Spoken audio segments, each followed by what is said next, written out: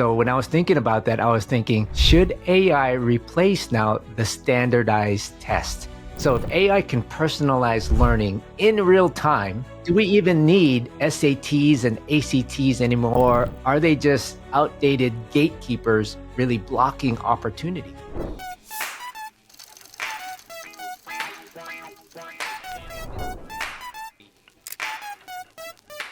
Hey, Randy. Hey, Carter, how you doing? Good morning. Good morning, man. We've got a bunch to talk about after speaking with the director of the Education Hub at Stanford focused on AI. Yeah, Chris Agnew. I was hoping we book him for like the next 5 episodes. a lot of good material, and we ran out of time. He had a ton of stuff that he shared with us. Even in his introduction, I could have taken that in 12 different directions. Yeah. Very, very good episode. I think the audience members are going to be excited to have him back as well. I booked Chris for this coming Friday, so we'll have part 2 with Chris and the opportunity to both follow up on some things you and I both agree we want to talk about, but also continue the discussion. I thought we could jump in. I want to break this down some and go into some specifics from part 1. So I thought I'd start with the personalization of education. Chris spoke a lot about the opportunity to provide an amount of personalization, and that historically that's been something for the students of means. And how do we grant access to all kids and benefit from AI providing that? Did you catch on to that? Was that something that caught your attention? Yeah, there's 2 parts to it, the personalization part and then the kind of is AI the great equalizer or the next big divider, if you will? Yeah, I remember you sharing something which is, okay, great. That sounds great in theory, but in practice, what about the kids that either don't have the technology to get the access or don't have the largely awareness? Speak more about that. Yeah, so there's a couple things in terms of equalization and being the big divide. So Chris is leading AI in education at Stanford, but the question that I really have is, are we really closing the opportunity gap or just creating a wider digital divide between our students who have access and those who don't? So again, I gave the example of my son, older son, he's at USC. He uses ChatGPT, and I asked him, what do you use it for? He said, oh, just to generate ideas, starting point. And he's like, I never use it to submit an application because they have tools to check that, or essays and things like that. But he uses it to create ideas and get things going within his mind, which I think is fine, right? And then I asked another player, a coach of mine that is also in college, and I asked him, do you use ChatGPT? He's like, no, I don't use it because you have to pay for it, and he doesn't have the means to pay for it. Luckily for my son, Reed, he's actually using my account, right? He's actually using my account that I have for ChatGPT. But that's just one example of students that may have access to ChatGPT or generative AI, and another student that doesn't. And I think you mentioned it as well during our episode. I think from a teacher standpoint, are teachers even ready for it as well in terms of AI? And there's some teachers that accept technology, use it in the classroom, and some that don't. Well, Chris even spoke about that. Today, his observation is most districts, lots of teachers are using the likes of TikTok or newsletters or what they hear in a clip to then implement in the classroom. And I think, again, I want to be careful, but paraphrasing what Chris shared, which is, hey, we've taken a step back. We're doing the research. We're then making sure that research is, I think he used the word spotlighted, made available both to educators and also districts such that they can implement a strategy and a policy. Yeah, back to the research part. I think that's one key message that resonated with me as he said, what does the research say? So I guess the question then goes to the practical use of AI right now, which I acknowledge is not yours and mine to comment on. But I've got kids ranging from kindergarten all the way up to senior year in high school, and all of them attend public school. And therefore, the particular resources that they're getting are from a district, and there's some amount of state influence over that. Speak to me about the politics of AI. What are you seeing? What are you hearing, if anything? Yeah, so I saw an article right before the episode, and I brought it up about a student that was asking for her money back because she saw that a teacher was using AI to generate notes, to generate slides, and she asked for her money back. Long story short is the school or the college said no. And I asked just last night, my son's girlfriend, she came over for dinner. Her name is Perla. And I asked her, she's studying to be a computer engineer, software engineer. So I asked about AI, how's that going to impact your college and or your career path in the future? And not only that, even on the education level, and are your teachers using it? And she said, "Oh yeah, my teachers use it all the time. They use it to generate notes. They use it to generate kind of lesson plans as well." And back to your question is AI, I'm a firm believer AI can be useful if it can help minimize redundant tasks, if it can help make things more efficient, make things more effective. So back to your question, I think there is a big debate. There's a kind of like the cell phones a few years back. Are cell phones allowed on campus? Right? Should you allow them? And some schools are banning it. Other schools are saying take advantage of the technology, leverage your cell phone, gain access to the internet. So I think it's going to be a big political position in terms of where AI goes, and there's a lot of even country level positions. China's taking a big stance that they want to start incorporating AI at the elementary level, and Mr. Trump he announced some initiatives as well where he wants to add AI as part of a curriculum. Because if you don't, I think if you don't at least look at AI, you're going to fall behind. The place that this conversation went with Chris also included the idea behind, okay, how about credentials and the discussion around what you and I are familiar with, which is get a degree, get certain letters behind your name. It will lead to a good job and a lifelong career. We've now seen a shift, and this is not because of AI, but certainly been enhanced and sped up, expedited by AI, which is skills-based. And are credentials still critical? And then you and I talk a lot about this. I think it's critical for our audience to hear this, which is, okay, so what about college? So what about a degree post-college? Now that we've got AI, as a kid, or a student rather, I'm looking at my future. Why does it even matter if I go to a university or a college? Talk to that a little bit. I want to go back and forth on that some here. Yeah, there's a couple things I want to hit on there. Number one, are schools failing to prepare kids for life? You talked about the soft skills and the social emotional skills that kids must learn. I don't think AI will ever be able to replace that. Also, Chris talked about pushing learning outside the classroom. So here's the question. Are schools still just training students to memorize the material, or is it better to understand the concept? Should they be training them to lead, to solve, to build?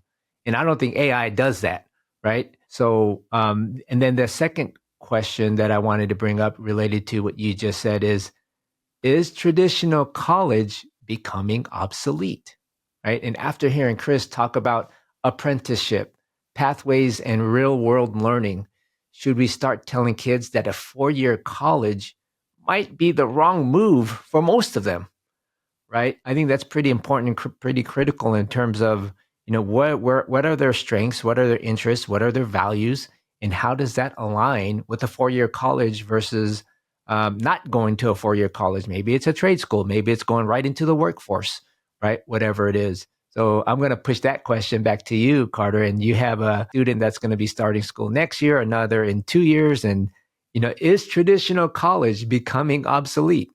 Yeah, so I'll take it in the order that you presented it. Number one, I do think schools, and I'm referring to elementary, middle, high school, do provide for our students a curriculum beyond just rote memorization skills, and putting in the time to then feed back the answers to the teacher and getting a pat on the head and a cookie, right?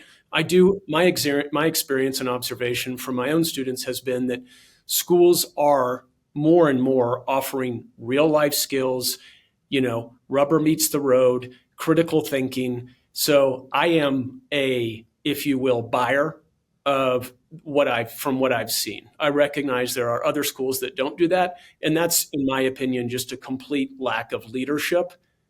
And it starts from the top, from my experience in education, and I've got a fair amount. Number two, you've heard me say this before. Had one of my daughter in this case, who's graduating, come to me and said, "Hey, I've got the thing I want to do. I've been super focused on it. I've been building the apprenticeship skills. I've gone out, gotten the experience. I've done the discovery process. And what I think that I can do with my interest, values, and skills is the following, fill in the blank." Let's use Walter, our prior guest, as an example. I would have been celebrating, jumping up and down with enthusiasm. Number two, Randy, on that particular front, I've now got a sophomore coming up, and if she says the same thing now, I would want to make sure that I'm helping her with that particular roadmap, carve out that particular path such that she is getting the experiences, skill set, and having the amount of opportunities to either A, shadow, get a mentor, or have an apprenticeship, Randy, such that when she graduates from high school, she can hit the ground running, because she's going to forego what you and I have been taught from day one to pursue, which is a higher level of education beyond high school. I'll close with, kind of where you left off, which is I see a lot of value in a degree. I see a massive amount of value even in a degree beyond that. What I want to make sure that I articulate clearly is that for that particular student, and we've been given permission because we've interviewed him, but Rohan, student, senior, graduating, going on to a Ivy League school now, you and I've learned since interviewing him, that was his thing. He discovered early on the awesomeness that he has. He wants to pursue both a 4-year university and then who knows what after. Let's then take let's take a student in a similar position such that he's staring down life after high school, and he has chosen, he wants to start his own business, or rather proceed with his own business that he's already started and grow it.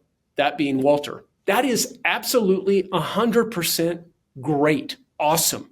And I'm all about ensuring our kids, to your earlier point, have the skill set, have the particular resources and tools, and feel empowered to pursue what it is. And whether it's school or outside of school, we need to be doing the best we can to prepare those kids accordingly. Yeah, no, I think you nailed it. And in terms of that mindset, that methodology that you just shared, if every parent had the same thing, I think we'll have a lot more successful students, successful people, not even students, right? But I think that's the biggest challenge now is, 10, 15 years ago, even now, 5 years ago, parents don't have that mindset of discovering what you can do with the awesomeness that you have. It's essentially, you are going to be this because I said so, or you are going to go down this path because I said so, or because for whatever reason. And I think that's the biggest challenge or mind shift that needs to happen from a parental standpoint. And I'm struggling with it. I went through that same thing. And, I think I'm probably a little bit more open to that mindset and that thinking. But I'm still not yet there where even Logan, he's a freshman in high school. And if he were to tell me that, I don't want to go to college. I want to do this and gain an apprenticeship opportunity. Call it 6 months, a year ago, I would say, nope, you're going down this path. Although now I'm more open to it and saying, okay, let's discuss that. Let's see what that means and see if there is a realistic path or if that's something you really want to do. My point is that it's a tough mind shift to change. And if you can change it from a parental standpoint, from an educator standpoint, teacher standpoint, the students and the individuals are the ones who are going to benefit from that. Something else I've heard you talk about in the past really is around the fact that as the mind shift slowly starts to go towards a student pursuing something beyond a 4-year degree, and really the benefit from that is also making sure that from a peer set perspective, there's not this stigma around the kid that wants to take a different approach. Where does that take place? How does that happen? What's that look like from your experience? Yeah, I think it all begins not at the maybe somewhat starts at the middle school, but it definitely gets fueled at the high school level, and especially today. I mean, if you go to those elite high schools that are like feeder schools to other colleges, that's all they're doing is planning to go to college, and they celebrate it in a sense that what college are you going to? Right? If you're not going to college, you're not successful, quote unquote, right? It's kind of a stigma where even not even directly to a 4-year degree college, if it's a stigma at these elite high schools where, hey, I'm going to junior college for the next couple of years, meaning, oh, you're not successful because you're not going to a 4-year college, although that may be the best scenario again for that student, one academically, and two, even financially, right? So there's a lot of factors that a lot of students and families aren't aware of. But I think it starts at the high school level and at specific schools and the culture that they have at that school, right? And I think that's slowly changing where a lot of schools, high schools now are kind of giving them an opportunity to discover what they're good at rather than, setting that bar and saying you're only going to be successful if you go to college. There's a real acute truth of the folks that are helping with introducing AI technology, sophisticated models, like, frankly, Chris and the organization that he helps lead is focused on. And then there's the actual handing that particular tool and resource to their own children. And I'm excited when we meet with Chris later this week for part 2 of our show to learn about how he introduces these particular resources and tools to his own kids. Because, I talk a big game on this show, but then actually when it comes time to introduce to my own children things like a different path outside of college, I get super scared, right? It's one thing to say it, it's another thing for it to happen, because this is still very early innings of a kid having an entire universe available to them, given the fact we've seen a major shift in the world of technology and what's now available that frankly wasn't available to you and me when we were graduating from high school. Really, college was at least more likely the place to go such that we could have a career that lasted decades after high school. Yeah, and the thing that I remember too, Chris talked about this AI companion mode. He gave that scenario where they were doing research and that companion mode. So when I was thinking about that, I was thinking, should AI replace now the standardized test? So if AI can personalize learning in real time, do we even need SATs and ACTs anymore? Or are they just outdated gatekeepers really blocking opportunity? Right. And I think the research showed what Chris was saying is AI can really help that learning process. But that's another topic in terms of SATs and ACTs and, the value of those test scores as well. There's the argument of divide and, given quality as well. Do you have that down in your notes to ask him this Yeah, Friday? for sure. I'm going to ask him on that and get his position and perspective. I feel really fortunate to get in front of the guests that we have. I mean, these folks are doing super cool things. We've had a diverse set of guests, and I'm excited to continue to, meet with Chris for a second time, but also some of the guests that we have coming up. Yeah, and I think a lot of I'm getting a lot of the comments back. I'm seeing some good comments on social media that, the guests we have on our episodes, the content, the discussions, the questions, it's valuable, right? It's helping the students, it's helping the parents, it's helping the educators really gain a new perspective on technology, gain a new perspective on athletics, gain a new perspective on sports.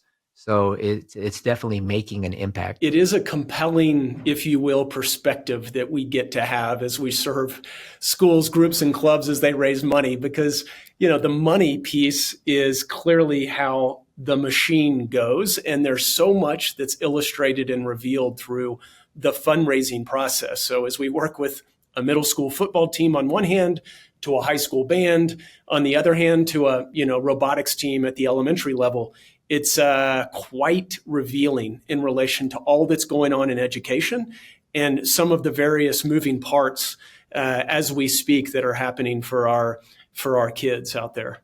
Yeah, for sure. 100% agree. Well, Randy, good to connect with you. Looking forward to our next guest. And as always, make it count. Yeah, until next time, stay awesome. We'll see you on the next episode. WiddyUP. WiddyUP.